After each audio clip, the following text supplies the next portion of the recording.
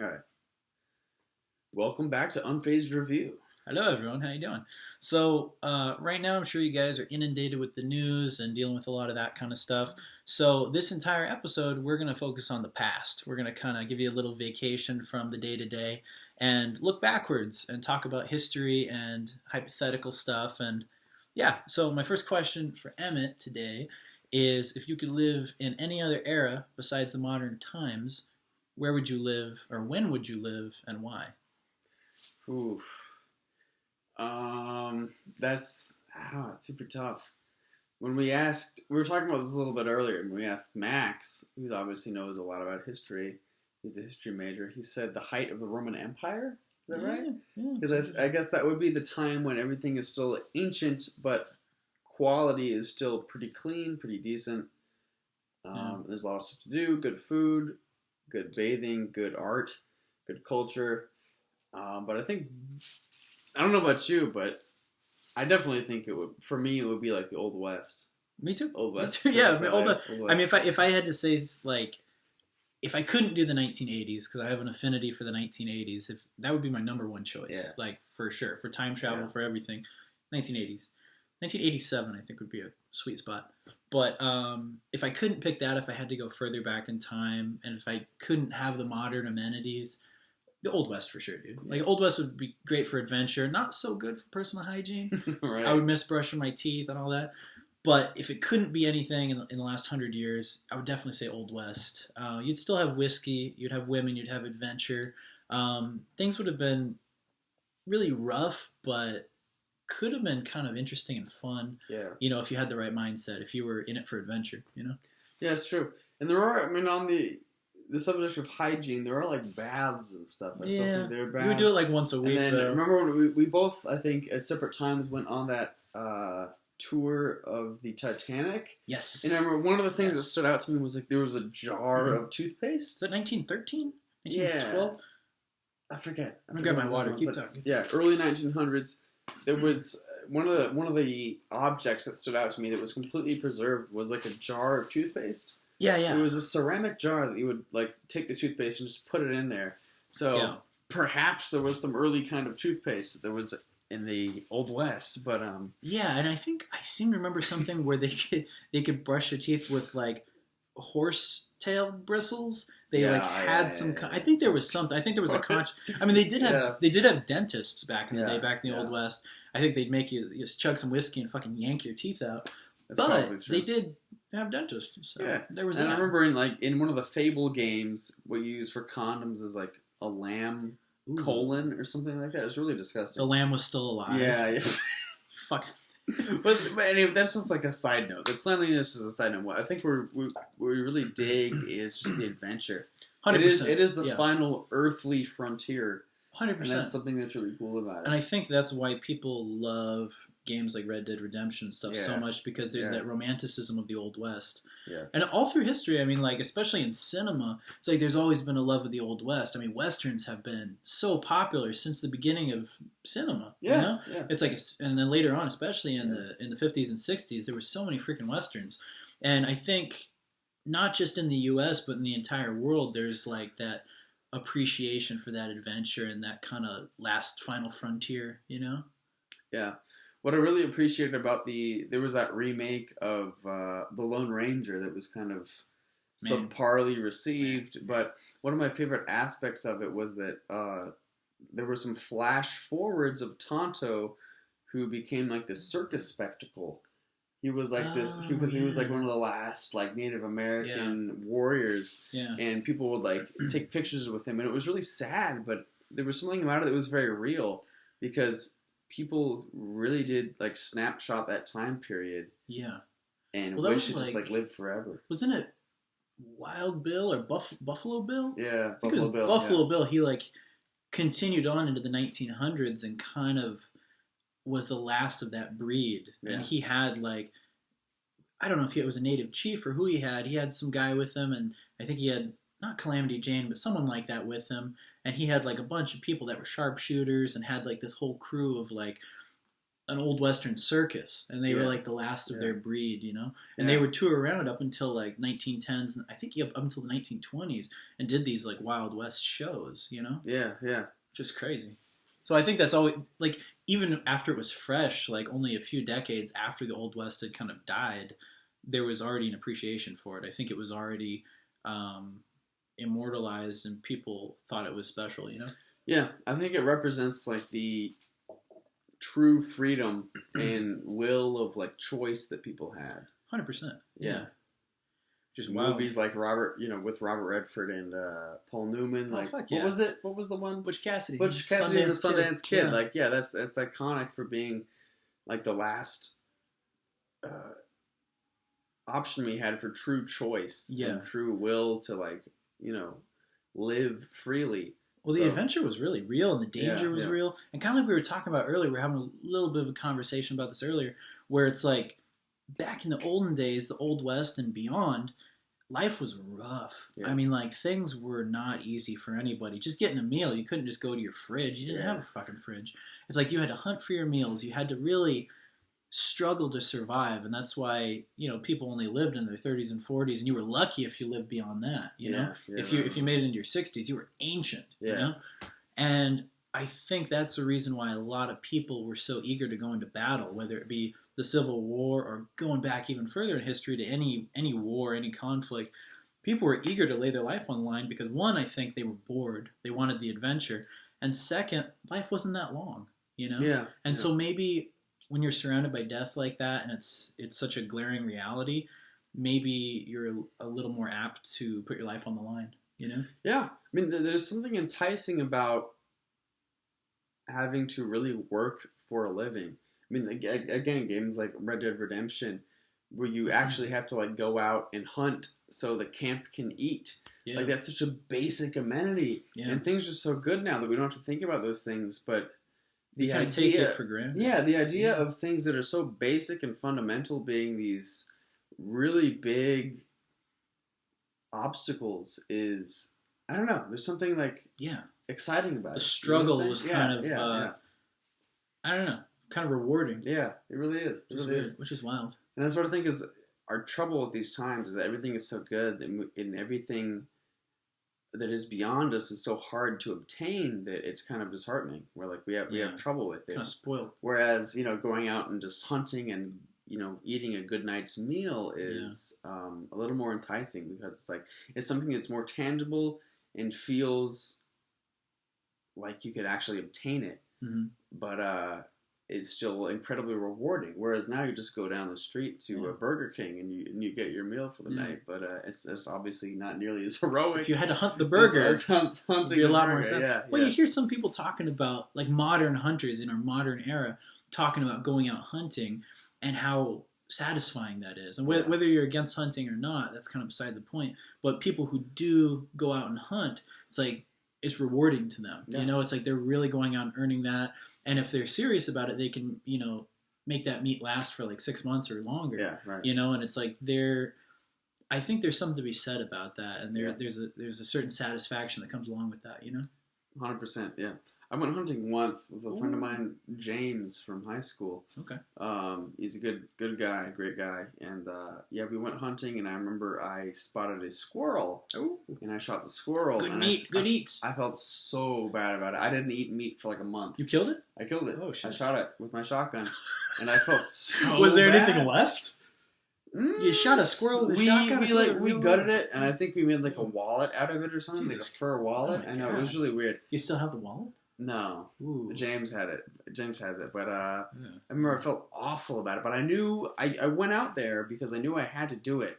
It was this weird moral thing where I was like, if I'm going to eat meat, I want to make sure I'm able to kill something for the food. You know what I'm saying? Yeah. The squirrel was the sacrifice. The squirrel was the sacrifice. And it was so sad because it was looking away from me. It was like looking at the day, enjoying the day, and I was like, there it is.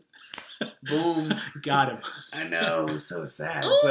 But even so, it didn't quite replicate what, again, people in the old West would have to do. Because imagine if you're really hungry. Exactly. Imagine if you were like, oh, my family needs to eat. Yeah. And you're like, there's an elk. Like, holy shit. You know, that's like a whole different... so much, yeah. And even, can you imagine shooting or hitting him with like a bow? Bow and arrow, or an arrow, I should say. Yeah. That's crazy, man. But what other time, how do you think... I don't know that much about like ancient history, but like the Vikings. How do you think that would have been, being a Viking? The Vikings are terrifying. Yeah. I know that they... Do you know where the term berserker comes from? Like a berserk? Correct me if I'm wrong, but wouldn't they get high and go into battle? 100%. Was that what it was? You're right, yeah. Yeah. They were literally, they picked these mushrooms that made them high. They'd mix it into their soup, and they'd eat the soup before battle, and then they just went into battle, and they fought. Holy shit. And then they went berserk, and that's where that term came from. They were berserker warriors. And it's crazy how the Vikings, you know, they would like get the most beautiful women and you know, breed. And it's like people that have that like Viking lineage are like some of the most beautiful people still. You know? Yeah, I know. Allegedly. Yeah, right. No, yeah, you're right. Yeah, we're both Vikings. Icelandic like women are beautiful. I had a friend who went on like a flight that was the connection was to Iceland, and then it was to Europe, and they said like the Icelandic women are fucking like I don't want to come back. Incredible. Yeah, exactly. But one of the people through history that I think is so interesting and incredible, and I love. What drove them was Joan of Arc. Joan of Arc. She was completely insane. She was completely insane, and that's what made her successful. Wow. I know. She thought she had all these visions from God. Yeah, maybe she was just crazy. And it drove her to the end. And wasn't she very young? She was incredibly young. She was like a teenager when they killed her? Yeah, she was young. Yeah. They burned her at the stake, and there are all these accounts of her like having messages from God, and they ended up being correct, and they got them through each battle, and she... Wow. Yeah. Maybe there was something to it. Yeah, I know, right? Yeah. You never know. 1400s. Fun fact that a lot of people don't touch on with Joan of Arc is she actually went to Arcadia High School. Yeah. Joan of Arcadia. A little bit of an Arizona joke, right? Yeah. But yeah, I heard something where Vikings didn't actually have the horns on the helmets. That was something that was fabricated later on. Well, same for cowboys. Like a lot of cowboys didn't have the cowboy hats. They had a lot of them had hats just to keep the sun away, but it wasn't that same kind of like Stetson. Didn't they dress more like kind of like the gauchos, like the big like weren't those the Mexican hats, like the bigger ones to like keep the sun out, you know? A lot of the early Hollywood movies that were all about cowboys, of course, gave us that like trope of the style. Cowboy hat. The 10-gallon hat, John Wayne. Yeah, the 10-gallon hat. What are some of your favorite westerns? Some of your like all-time favorite westerns? I really love, I only know this sort of the more recent ones. Working backwards, I love Hell or High Water, No Country for Old Men, which are both sort of like modern westerns, I guess you would say. Those are good, man. Those are really but then I loved the 3:10 to Yuma remake with Christian Bale. It's one of my favorites. And the True Grit remake with... I love True Grit. Yeah. True Grit was super good. Matt Damon and... Bridges. Jeff Bridges. That was freaking amazing. Yeah, that was incredible. Those are Coen Brothers. Yeah. Those are good Coen Brothers. Yeah. I really liked those. I love those movies. I really enjoyed Unforgiven. Any of the Clint Eastwood ones. Yeah, Clint Eastwood was great. Pale Rider, I thought was really good. High Plains Drifter, super good movie. That one I always felt was like the fourth good, the bad, and the ugly, like the Man with No Name movie. Even though it wasn't technically in that movie, he was still kind of the man with no name. High Plains Drifter, and obviously Good, the Bad, and the Ugly. Fistful of Dollars for a few dollars more. Those were all really good. Dead Man, Johnny Depp, one of the best westerns. I don't know a lot about that. A lot of people don't talk about it. It was a black and white western by Jim Jarmusch, the director, with Johnny Depp that they did in like 1995, and it was all in black and white. One of the best westerns around. Wow. And I don't mean The Hotel. But I've heard you mention that before, but Dead Man. Check it out. Crispin Glover had a bit part in it. The entire soundtrack was done by Neil Young. Ooh, all like this haunting, like echoey guitar. Yeah, like, dude, cool. Freaking tremendous western. Dead Man, check it out. 3:10 to Yuma for sure. Nice. I agree. The remake, the original was pretty good too, but the one from wasn't James Mangold directed it? Same guy that did Logan. Okay, but yeah, nice. Tremendous movie, dude. Tremendous movie. I like The Shootist also with John Wayne and Jimmy Stewart. Okay. That was a really good western. Jimmy Stewart. There's so many. So many good westerns out there. A lot of good westerns. I remember when we were young, growing up in Arizona, I kind of like to disregard Westerns because it was like where I was. Yeah. And I think when you're little, you want to reach far. Yeah. So every Western, I would kind of be like, nah, I Yeah. want something different because Western is like where I am. I can see the desert. It's right there. Exactly. It's out the window. But now that I'm older, I'm like, wow, these are just incredible movies. Yeah. Especially when you take into account that it's based on a real time and potentially real people or people kind of based on a real type of person that was around at that time. Yeah. Another one, sorry, I don't want to bore you guys with the Westerns, but one that I really liked with the late Kirk Douglas was one called Lonely Are the Brave. And that was a really interesting one that I think you would appreciate. It was about like the last cowboy. And it was actually based on a book called The Last Cowboy. That's and beautiful. It was all about like, God, I think it took place in like 1950s, something like that. And he was basically the last of his kind. And it was basically technology like encroaching on him. And there's like this feeling of like, oh, he's like, once this guy dies, that's the end of the Old West. Like once this guy goes away, like, and it was pretty much like that. And there's like, you know, helicopters and power lines and all this stuff coming around his farm. And like, he's absolutely the last of his kind. Wow. And like, it was a great movie. Yeah. I mean, there's something very important about it. I mean, regardless of what you think, because I think, what is it, Star Trek that says they're the final frontier? Space is the final frontier. The final frontier. But the Old West is the final, tangible, actual, historical final frontier. Yeah. You know what I'm saying? And it was like, it had that danger. It had that uncertainty, and it had a whole, you know, thousands and thousands and thousands of miles of just uncharted land, you know? Yeah. And like, it's crazy, man. Yeah. It's absolutely crazy. And I think that's what made games like Red Dead Redemption and the sequel so popular, because it's that same feeling. You can just roam around those lands and feel like you're really exploring and exploring. What do you think you would have been doing back then? Let's say you're the same person you are now, except you were born in 1860. Like, same area, too. Like, you in Arizona, what do you think you'd be doing? What do you think your life would be like? I'd probably just be working really hard on a farm or something, you know? Yeah. I think that's what most people were doing. It'd be crazy. It'd be fun to be a bartender back then. It would be cool to be a bartender. Oh, I hear kitty. Oh, baby. Baby. But, yeah, I mean, that's one interesting thing about then, too, is like you had the whiskey and you had the bars and you had I mean, people will always be people, but then you just take into account a whole different kind of brutality and like this fight or flight, have to survive mindset, and then you give these guys guns, and then you put them on the plains, you know, rustling cattle with no women around for months, and then they come into town and like, God, crazy. God. Yeah, I mean the horror. I mean, like you said, Romanticism says it a lot, but again, I got to shout out Blood Meridian by Cormac McCarthy, which is all about just like how tired and how depraved everyone was of like everything, that like no one gave a shit when like their best friend died, because they just wanted to make sure they were like still alive and they themselves could keep living. It was very survivalistic. Totally. Like everyone just wanted to be like, I want to stay alive. Yeah. But again, like that exact mindset is what made it so exciting. Yes. So it's at the same time like kind of horrific, but also incredibly exciting. And there's a reason people wanted to go from the East Coast, which was, I mean, at the time probably wasn't that great, but compared to living out in the plains, it was probably more cushy and a little more safe. But people wanted that idea of going out and getting hundreds of acres of land and going and getting gold in California and kind of hedging their bets and taking their chances and going out with a fucking covered wagon. And taking your family, you know, for weeks and weeks and weeks across the country, you know, and having to worry about the natives and disease and the weather and all that and starvation. And like, dude, I mean, it took a whole different type of person.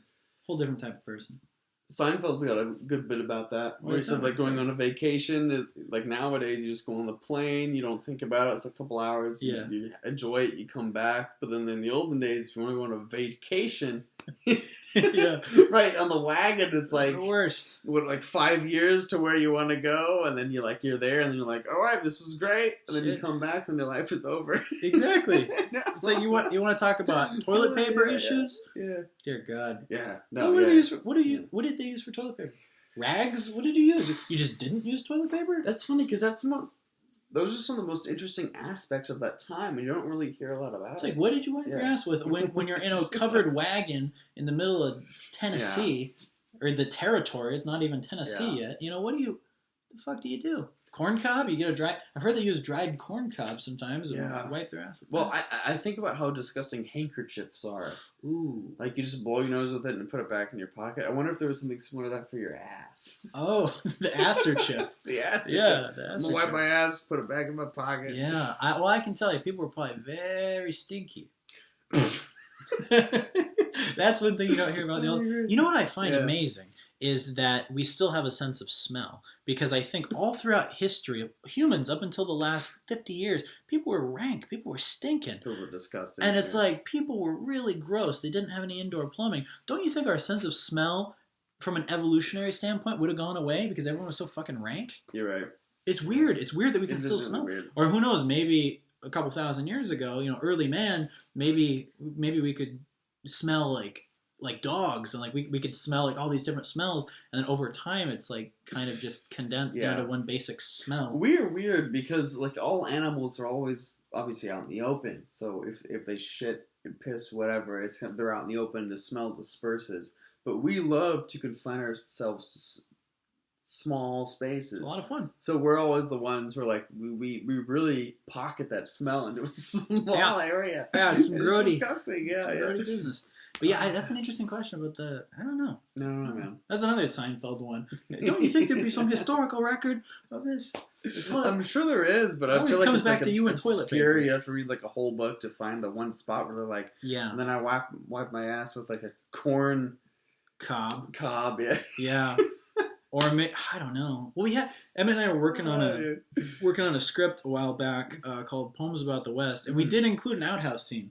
There's a scene where he's in there, and it's real brief, but we acknowledge that, and he like looks around and there's nothing to wipe his ass with. Yeah. And then he ends up like taking out his nice clean kerchief and using it, and then he tosses it. He throws it when he's done. That's fairly accurate. I remember we actually like read up on that to make sure that was accurate. So that's kind of one of those things where it's like, I'm sure that happened all the time. Or people were probably just like, welp. And who knows? Maybe if they had a real plain diet, it was like they just drop a Lincoln log, and then that's it. I don't know. Yeah, I mean, some people have really clean shits. I have like really messy shits. We eat a lot of Taco Bell. We eat a lot of Taco Bell. So it's a whole different ballgame with the Taco Bell, and although the Cowboys had the beans, the Cowboys did have the beans. They had the beans. Did they have metal cans? They had metal cans back then. Metal cans. Maybe they shot in those metal cans. Oh, maybe. Try to wipe with it, cut their ass over. I love how we both were like, Old West, and immediately we would focus on the sickest part, the grossest part. Yeah. So it probably wasn't that great. Everyone probably had really gross assholes back then. Well, but I do love the idea. I've never experienced a moment in my life where you can like walk out and there's a landscape, like a terrain that is completely, unknown. And you can just walk into it and just explore it for yourself. Never been there. I think that's what entices me. Like, I want us to be able to do that. I think what's interesting about that is kind of like a part of our human nature. We want that. We want the ability to explore the unknown. And I think that's why there's nature preserves and why people love to go hiking and put themselves in that situation. Yeah. It's not just for exercise. Maybe for some people it is. But I think for some people it's that change of scenery. It's the unknown. It's that little tiny chance of danger, Yeah. And it's like, even though it seems really lame, and it kind of is, just talking about like hiking trails around here or whatever, it's kind of sad. But I think a part of that stems from people wanting adventure and wanting to kind of get out into that unknown territory. Totally. Even though it's a small kind of zoo-like feature in cities, having these like mountain preserves or whatever, I think that's where it comes from. Yeah, it is sad how we really have like entirely taken over the earth. Like, we're everywhere now. Yeah. And there's no place really that we can just explore. Yeah. And it's new and it's exciting. That's one of my something that bothers me just about the world and the universe as a whole. Like, I know there's a lot of great stuff to see, and it's stupid to even comment on it, but I wish the world was like 3 times the size, and I wish there was that much more land, and I wish a lot of it was uncharted. Yeah. Like, can you imagine how cool that would be if it was like, oh shit, the world is 3 times the size, and there's a whole continent like South America that only a couple people have been to. Can you imagine how exciting that would be if it's like, oh, no one's ever been there? Holy shit! Like, I mean, that would be so exciting to go check it out, and like, we'll never have that. I know. Like, that's never a thing. Yeah, it's like, weird. Everywhere has been charted. A good movie that kind of, if you're interested in that kind of stuff, is we watched it together actually, Lost City of Z. And it's about the guys going down were they looking for Cortez's gold or something like that? I think so. And then they were also the Lost City of Gold, and also they were going down on it was like a British expedition to map out the land, like to actually create maps. And what do they call that? Not cartography. What is that? Cartography. Is it I cartography? believe so, yeah. Yeah. And they cartography expert. Yeah, I don't know shit about it, but they went down to South America and they were trying to chart the lands, and it was like totally unknown. There were just like indigenous people down there, and along the way, while they're trying to map things out, then they start trying to look for the Lost City of Gold.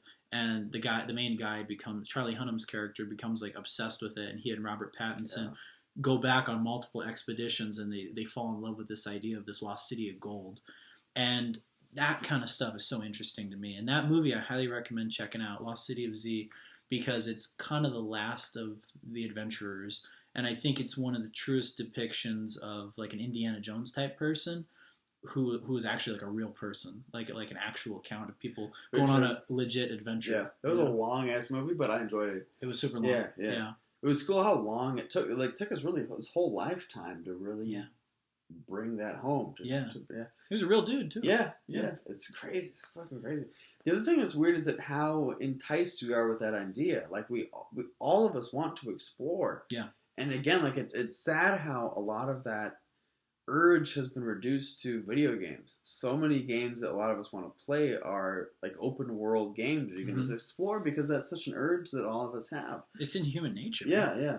And one of the movies that I think that did that well, that a lot of people have mixed reviews on, is Prometheus. I love Prometheus. Has a very earnest and I think organic feeling when you go into it, because it's the excitement of like, ooh, this is unknown. Yeah. But at the same time, it's like horrific because it is unknown. Yeah. You know, it's like, this is incredible, but also we could probably die from something that we've never seen before because we don't know where the fuck we're going. And those two things at once make it such an incredible process. Yeah. Prometheus was really good. Yeah, Prometheus was good, yeah. That's a nice one to fall asleep to. Like, I know that sounds weird. Like, I don't mean it like it's a boring movie. It's not boring at all. But it's, like, comforting. Like, it's, like, a nice one to put on in the background and kind of, like, especially if you know what's going to happen. Right. It's, like, a nice one to drift off to sleep to. You know? Yeah. The whole alien world, man. I do love... That's going to be the next one. Like you said, like Star Trek said many years ago, space, the final frontier. I mean, it's going to be the reality. You're going to have eventually people going to Mars, I'm assuming in our lifetime. Yeah. And that's going to be a whole new territory, you know? Exactly. There's movies like Life Now with, oh God, who was it? Gyllenhaal. Yeah, Jake Gyllenhaal, where they go to, Gosling? Go to Mars. No. No. It was Ryan Reynolds. Ryan Reynolds, Jake Gyllenhaal, and so forth. And they find the specimen, and it gets out of hand, and all that stuff. That is really like the next logical step from westerns. Westerns were the final frontier. Now it's space. It's crazy. Now it's whatever the next thing is going to be. But well, like that planet they discovered, whatever the scientific name is, B8290, Planet 1 million. It they said it's supposed to be like, I think 3 times the size of Earth or 4 or something like that. And it's supposed to have Earth-like conditions. Ooh. Can you imagine going there and like the Goldilocks zone? The Goldilocks zone, the 3 bears. Someone's been sleeping in my bed, but going there, and can you imagine if there's life on that planet and exploring that and all this uncharted territory again? Yeah, like at the same time, like, ooh, there is another life form, which is incredibly exciting. And at the exact same time, for the exact same reason, there is another life form that's fucking terrifying. Yeah. You know what I'm saying? Yeah. And it's like, I highly doubt in our lifetime that we're ever going to see exploration of that planet, but holy shit, I would love that. I know. I would love it. And especially when they look at it and we have the technology to see it, but to not go there. Like, that's so frustrating, you know? It's like almost being able to see an island and not be able to go to it. And they're like, oh, it looks habitable. Like, there's a good chance there's some kind of life there. But it's so frustrating because it's just the technology's not there. Yeah. So there's a good chance, like probably a 99% chance that we're not going to be able to see what's there. That's insane. But, dude, like, just think, like, what a fucking... That would be a cool movie. I would almost prefer that over these movies that just go to Mars or go up and bad shit happens while they're up floating above the Earth, like every space movie of the last 15 years. It's like I'd like to see them go to that other planet and actually, like, have it be, like, a mixture of, like, Journey to the Center of the Earth mixed with, like, Mission to Mars, like, whatever, and, like, have that mixture of them checking out that new planet. Yeah. Like, that would be really cool. Yeah, true. That would be really cool. I think that's what made The Martian so compelling. The Matt Martian Damon, it was a novel. Martian was really good. That was one I genuinely enjoyed that movie. Yeah, that was a fun movie. I heard that one was fairly accurate too. Yeah. And its depiction of space, Yeah, because again, it was like a technically explored area, but it was, this guy at incredible odds trying to live in that area that was until then only like studied and looked at from afar. It was super frustrating, like some of the scenes where he's like trying to plant crops and like everything goes wrong. Man, you felt for him. That was cool. Yeah, but that urge to expand, I think, is never going to go away, and I think that's good, but it's also like a scary thing. One of the original ones, an old movie from the '60s called Robinson Crusoe on Mars. It was kind of the original Martian. Really? And it's a movie. It was actually Adam West had a bit part in it, and then I can't remember the main actor, but they go on a mission to Mars, and then one of the astronauts gets left behind, and or do they crash? They might crash land. I think they crash landed, and he's shit out of luck. He's the only guy there. Like, no one's coming for him. They think he's dead, and he has to survive with this chimp. There's a chimp that's with him, or like a little monkey, Mona the monkey, and he has to figure out how to survive. And he finds that if he heats up these rocks on the planet, he can get oxygen out of them, and he can fill his oxygen tanks. And it was a fun movie. That's cool. It's really dated. It's very '60s. It's kind of the feel like the first Planet of the Apes from the '60s. But it's a lot of fun. If you go in like wanting a fun, cheesy, but also like compelling sci-fi movie. That's cool. Robinson Crusoe on Mars. That's cool. Yeah, I remember Robinson Crusoe. I remember watching that as a kid and fucking loving it. That's so cool. It was a great movie. So cool. Yeah. But yeah, that's where I'm at with exploration. I would love to go on an adventure, but it's kind of. I mean, that's why you said it's like video games kind of feed on that, and like also that's why I think VR is so cool. It gives you the opportunity to go on these. Adventures that you would never be able to do in real life. Yeah. I went to the Void in Las Vegas. It's a VR place. I highly recommend it. Really cool. That's cool. And they had a Jumanji one. Ooh. And put on the VR. I turned into the girl character. Nice. And my buddy turned into Jack Black, and then the other two people that were with us were Kevin Hart and The Rock. So they turned into them, so when you put on the helmet, you saw them, and you're like, oh shit! Cool. And you had a special set of skills. Like my girl knew karate and how to fight. Alan's character Jack Black could talk to animals, so if he ran into animals along the way, he could talk to them. That's so cool. And the Kevin Hart character could. He could decipher hieroglyphs. Yeah. Alan could. Jack Black could decipher hieroglyphs, mm-hmm. and so he'd go in and we'd see something on the wall and be like, "What does that say?" And he'd like hold his torch up and be like, "This is what it says." And everyone had their own things. And when it came to fighting, my character and the Rock character would have to fight. So I'd go up and I would fight these characters, and then from their perspective, it looked like I was doing all this crazy karate and stuff. Cool. And it was one of the most immersive VR experiences I've ever done. Cool. Because I only did VR once before, and it was the Jurassic Park one, Dave and Buster's, which was fun. That's a good one. But the one at the Void is next level, and that's taking things to a whole new level that I think is going to be just like incredible in the future if they expand on that technology. So like you go in, I don't want to give too much away, but I'm going to. So you go in and like there's like right in the beginning, you're like on the side of a cliff and you walk across a log and you're looking down over this giant waterfall. And it's really interactive. There's a part where I reach out and you grab a torch and you light it, and then a monkey comes up and takes it away, and they have it. There must be someone in there with you that yanks it out of your hand. Yeah. And like everything's super interactive, and just like you get in this like hot air balloon thing, and you can smell things and temperature changes, and it was absolutely incredible. That's good. It was like 4D. Where it was absolutely incredible. And there's a part where you go across another log and there's alligators chomping at you, and it like stresses you out because you're like, holy shit, this giant. One of the best parts, you go through a lion's den, and you're in this like almost cave / dungeon, and then the person who can read the hieroglyphs, Jack Black's character, is like, let sleeping lions lie or something like that, and then you can actually die in the game. They give you the 3 lives on your arm. Oh, really? And if something kills you, that life goes away. And then so a couple people in our group lost a couple lives, but luckily everyone made it to the end. So cool. But it was so cool. stressful, man. You're like walking past these lions, and once you're so immersed in the game, it's like you can hear them growling, and they look real, you know? My God. And like they did such a tremendous job, dude. That was one of the When did you do that? That's so cool. That was in Las Vegas back and beginning of February. Oh my God, that's so cool. And highly recommend it. And we also did a Star Wars one because we loved it so much. we signed up for the Star Wars one afterwards, and that was super cool. And you get a blaster, and like you get to shoot at these stormtroopers, and you fly over lava, and you can feel the heat. And dude, oh my god, so freaking amazing! Like if you're on the fence about VR, check it out, and you'll be a fan immediately. With The Void, it's fucking incredible.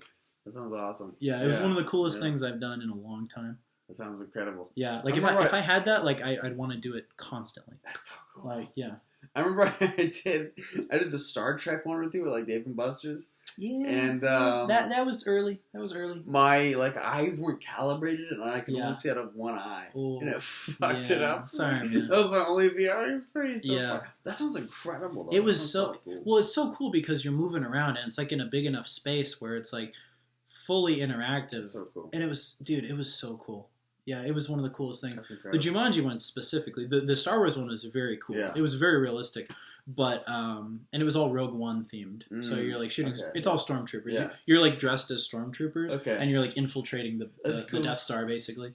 But holy shit, man, it was absolutely incredible. Jumanji won 100%. Jumanji was like the Jumanji films have been fun. Yeah, it's a good time. Yeah. I'd love them to do more. Like I would love to see just that totally take off and be at all the theme parks.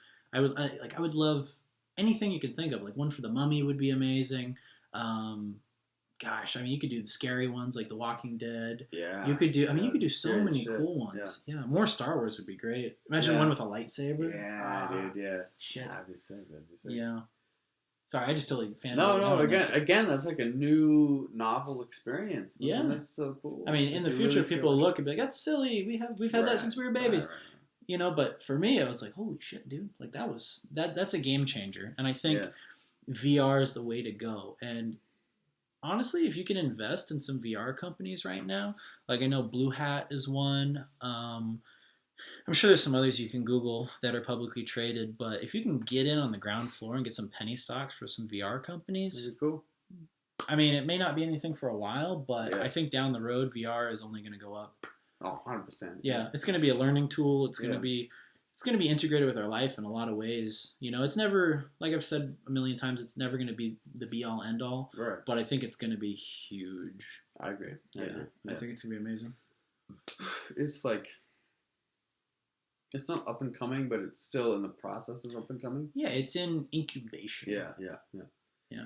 Speaking of history, I'm looking at all these history books up here. You got a lot of those Maxes? There's a Maxes there. Damn, he is a historian. He is. A lot of ancient Roman history books. I don't read enough. You know, I listen to, if you can't tell, I'll listen to a lot of audiobooks and stuff. There's a lot of good audiobooks, but when it comes to sitting down and reading, it's like I'm kind of ADD. It's like I feel like I have a hard time focusing. Me too. Which is sad. Yeah. I don't used to be that way. I think it's like, again, it's like our phones and everything. It's like it makes such a boom, boom, boom, boom, boom. Yes. So sitting down and reading is like, well, when is something going to change? Yes. Yeah. Yes. I bet there's some scientific study that the phones, the screens are like fucking us up. They are fucking us up. Yeah. But so going back to your original question, besides Old West, my second would be the Dark Ages, the Middle Ages. Ooh. You know what they're called, the Dark Ages? The sun wasn't out? No, I'm just kidding. Right. No, I don't know. But when I was little, I thought it was because things were really shitty, so it was like dark. That's what I thought. But it's actually because so much of it was so, I don't know, none of it was written down. Okay. So we don't know what happened. Oh. So it was dark. We don't know what happened. It's the Dark Ages because we don't know what's happening. So there was a lack of education? Yeah. There was a lack of just like records. Yeah. There was a lack of records. What happened to the records? Well, I don't know. I mean, there was that was when there was like the plague and everything, right? Ooh. So I mean, things were shitty, but also people just didn't give a shit. And the Dark Ages, they're also very long. Wow. Like when you look at periods in history, what was the era? Was that like 1400s? When was it? When was the Dark? I believe it was like mid 1400s to right whenever the Renaissance started. I'll have to find that out. But it was a long fucking period, and it's interesting because of the same reason that the Old West is interesting because it was unknown. Yeah, it's literally called the Dark Ages because we don't know what the fuck happened. So the Dark Ages, it's huge. 476 AD to 1453 AD. Probably so that's biggest era in history. That's ever. like 1,000 years. Yeah. That's a little less than 1,000 years. That's what I'm saying. So like we know some of the stuff that happened, but a lot of the record keeping was just lost. We don't know what actually went on. So the Renaissance happened at the tail end of that. Exactly. Pulling out of it, but it was still the last 150 years. Yeah. There was an overlap of the Renaissance. So that's when all the art came out. Right. And that leads me to a point that's a little silly, but maybe you guys will agree. Whenever there's anything really dark or really bad happening, or there's a lot of struggle and death and stuff, I think a lot of creativity is drawn from that. And I think if a lot of people are kind of oppressed or like just things are shitty, I think creative minds almost work harder. You know? Yeah. So I think at the tail end of that, people were probably so sick of struggling. A lot of beautiful things came out of that. Yeah. But like, that's such a fucking long period. 1,000 years. For like, I don't really know what happened. Like, we kind of know, but we don't really know. That's so weird, man. That there's got to be some incredible shit that went on during that period. Oh, you know what I'm saying? Like, I don't know, but and there's probably a lot of good stuff too that went unknown. Right. You know? Right. Exactly. That's what makes it so incredible to me. Yeah. That's I want to like kind of like jump in there. I'm sure, like, if I was born in that time period, I would die, like, pretty much instantly. Yeah, you live to about 16 and you're an old man. Right, yeah. God, but, the disease and I know. But maybe there was, I mean, let's think about that, though. If, like, that's about 1,000 years, the Dark Ages, approximately, right? There had to have been a stretch of, like, 20 years in there where things were good. Right. And it would also depend where you were living. Yeah. Because there's people all over the world, always. That's what I'm saying. Like, I wanted to know. It's like you think of when I think of the Dark Age, I imagine that being like cold and grungy in England, you know, and like Britain and stuff. Yeah. And Europe. What was happening like in the Americas? Yeah. What was happening? And it could have been great for like Native Americans and stuff. There could have been some good times. Yeah, exactly. You know? Yeah. And it would depend, or like other, you know, who knows? Yeah. Or like different people with different ways of life, or like the Aborigines. Yeah. You know, who knows, man? We're so obsessed with like the sort of cradle of civilization, ancient Greece, ancient Rome. Yeah. That whole the Mediterranean. Like we don't what was going on elsewhere. I don't know. And also there's like or South America. Yeah. You know, or like some beautiful places. You know? Or like it makes you wonder because I'm sure it wasn't all shit. I mean, 1,000 years like humans endured. You know, so it's like the way people are. It's like even though they were in a weird time, you know, from our perspective, it's like there was still probably humor. There was still entertainment. People were still banging. People were still eating, you know? Yeah. It's like... Yeah. It's crazy. History's crazy. There was... Did you ever have Google Earth on your computer when you were little? Of course. Yeah. There was a time in high school when I was obsessed with Google Earth and I would look at all these places. There was some place in, like, northwest Russia that I had found, like, by myself. It was this little cabin in the middle of the woods. There was nothing around it for miles and miles and miles.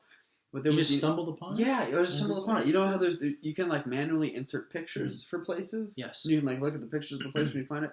There was just one picture. It was this beautiful cabin in the woods, and there was, like, snow, like, untouched snow all around it, and just a couple trees, and there was the Aurora Borealis. Wow. And it was this gorgeous picture, and I remember daydreaming about like, wow, I wish I could just live here. Yeah. Like the vast Did it look abandoned? It looked abandoned, but it also looked like everything around it was just like completely untamed. And I just remember like this would be such a beautiful place to live. That'd be amazing. Because it was so unknown. And I think that's the same like enticing feeling that we have with like the Old West or the Dark Ages. Like there's so much unknown about it that I just want to explore. Yeah. It's just the sandbox to just like anything's possible. That's amazing. And that's the beauty of stuff like that. Google Earth, like, you wouldn't have had that opportunity in the past to even view that, to even know that place existed, you know? Yeah. I love that on Snapchat, as stupid as it sounds, but if you go on Snapchat and you look at the map, you can, like, tap and see other people's snaps from that area. That's so cool. Yeah, that is really cool. That's so cool. I mean, it's like, I know technology has its downside, but it also has a lot of upsides. Yeah, no. And there's a lot of cool, especially if you want to learn about stuff or just see things that you normally wouldn't even think of looking at. You know, it's like, especially with other places, you know? Yeah. You're like, oh, it's fucking amazing. Like, there's people there doing stuff I'm doing, you know? Yeah. It's really cool. But, technology, it's a gift and a curse. Yeah. It is definitely. But, I don't know, man. If you could go on an adventure now, based on, like, the way the world is, well, let's not say right now, but, like, in our current era, what do you think is, like, a legitimate great adventure that you can still take with our modern resources and the population and everything, like, what do you think's like one of the last real adventures you can still do currently? If that makes sense. Ooh, I don't know. I think hiking one of the great mountains, like the Alps or something. Yeah, that would probably be one of the great. Yeah, there you get the real danger. Yeah, super dangerous. Exactly. Especially if it's cold. I probably would die, but it's like one of the last things I can think of where it's really like this is really a challenge. Going up to the top and they get frostbite and stuff. Yeah. The oxygen gets thin. They have to bring oxygen with. It's terrifying. Fucking terrifying. I'm sure I would die. It doesn't sound like a good time. No, it doesn't. But that's the only thing I can think of where it would be like really like a question of like I could die. Yeah. You know? One of the last ones that I know of that I've talked about before that I think would be one of the most amazing final frontier adventures that humans can do on this earth currently is riding a motorcycle across the Australian outback. Ooh. There's one you can do with a group that's a little bit more safe so you don't fucking die on your own from a snake bite. But there's this thing you can do in Australia in the outback called the Postie Bike Challenge. And Emmett's heard me talk about this before. Yes. But essentially what it is you sign up with this group, you go to Australia, you buy your motorcycle when you get there. And it's an old Honda... what is it? 110? I think it's a Honda 110, and it's an old postman bike, basically. It's a Honda 110. I already love the idea of driving an old motorcycle. So you get this motorcycle essentially from the 70s, these old Hondas, so cool. And you get them, and you get with this group of people that also want to travel across, and they switch it up every time. It's not the same track or adventure every time. They go through different portions of the Australian outback, which, as you know, is massive. And you get together with this group and they have someone who follows you with a truck and supplies and medicine and tools if your bike breaks down, anything like that. So you're not fully on your own. You're with a group and you have some people that kind of have your back. And then you go out, and I don't know exactly how long it is. I want to say it's like 2 weeks or something like that. And you go camping across the outback. So cool. And you go on this motorcycle adventure through uncharted territory. And they said every year there's parts that they go through that probably no man or woman has gone through ever. Yeah. So no human has been through. So cool. And it's like, you got to worry about the elements. You got to worry about nature. You got to worry about real shit. But at the same time, that would be so freaking incredible. Like, that would be like one of the last real adventures. And you also stop by towns. Like, you see them like drinking beer in small little towns and stuff. That's and then cool. Other times they'll go and they'll just camp in the middle of the outback at night in tents with fires. Cool. And I'm like, that in my mind, I want to do that someday. Yeah. God willing, weather permitting, that is something I want to do today. Yeah. Or not today, but eventually. I know it costs some money, but holy shit. Yeah. Like, that would be one of the coolest fucking expeditions. And also, there's probably a lot of cool parts of South America you could check out. Yeah. I feel like it might be a little more dangerous in like Colombia and stuff like that. World War Z? Yeah, but if... I mean, not World War Z. That's scary too. But if you go further down, I mean, holy crap, dude. There's some uncharted territory there. Yeah. I mean, there's obviously a lot of people there, but that could be a wild adventure, But, yeah, we have an adventurous spirit, guys. Yeah. But, yeah, I don't know, dude, but the Postie Bike Challenge would be probably top of my list. Yeah. And maybe some stuff in the ocean as well. Ocean scares me. Terrifying. Ocean's terrifying. So scary. But if you did like some kind of boat trip between islands or something, like that could be kind of cool. Yeah. You'd have to be someone who really knows their shit though. Yeah. Otherwise you'd be fucking dead. True. Very true. Yeah. Well, let us know what your favorite time period would be, and let us know what your favorite like a new sort of adventure would be, where there's the unknown you're facing. Sure. Yeah. I love hearing that kind of stuff. Yeah. It's very exciting. I think that's it for me. Yeah. Yeah, but this was a fun podcast, and I hope it kind of got you guys out of the rut with the current news and everything, and got you to think about the past and maybe look forward to the future of some potential adventures. True. Yeah. We appreciate you. All right, and if you guys are new here, make sure you subscribe and ring that notification bell, and see you later. See you around. Yeah.